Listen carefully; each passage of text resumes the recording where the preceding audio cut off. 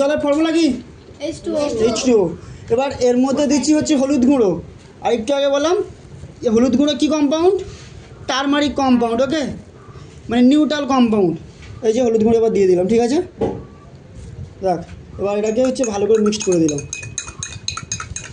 তাহলে মিক্সড করে দিলাম, তাহলে কী বললাম? টারমারিক কম্পাউন্ড, না অ্যাসিডিক না বেসিক, মানে কী হচ্ছে প্রসম কম্পাউন্ড।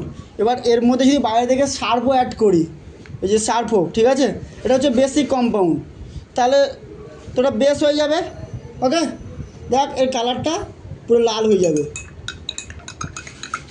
তাহলে দেখ কালার চেঞ্জ হয়ে গেল না? আরও চেঞ্জ হবে। দেখ কী হয়ে গেল, এবার দিয়ে দে, তাহলে পুরো রেড হয়ে যাবে।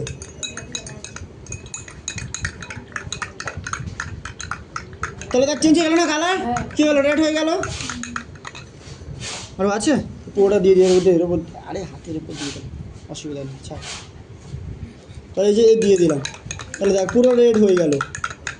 এবার তো ওটার আগে কী কালার ছিল? হলুদ। কী হয়ে গেল? রেড হয়ে গেছে। আবার ফের ব্যাগে নিয়ে আসবো, আবার ফের হলুদ করব। এবার কী করবো? এবার লেবু দেবো। তাহলে কি এইটা অ্যাকচুয়ালি খার হয়ে গেছে, আবার লেবু দিলে কী হবে? ফের প্রসম হয়ে যাবে।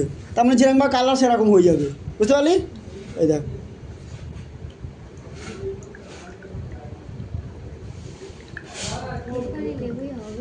হয়ে যাবে তো, অলরেডি হয়ে গেছে। তাহলে দেখতে পাচ্ছিস হলুদ হয়ে যাচ্ছে, তা বুঝলি? তা যেরকম কাজিনি আবার সেরকম হয়ে গেল। কার কী হলো? আবার প্রসম হয়ে গেল, মানে আবার টারমারিক কম্পাউন্ড হয়ে গেলো। দেখ কত সুন্দর হলো, পুরো হলুদ হয়ে গেছে না? দেখ যেরকম ছিল সেইরকম হয়ে গেছে, দেখতে পেলি? এটাই হলো সায়েন্সের ম্যাজিক। যেমন ছিল প্রথমে হলুদ ছিল, তারপর লাল করলাম, আবার ফের হলুদ করলাম, হয়ে গেলো, ব্যাস, বন্ধ করতে।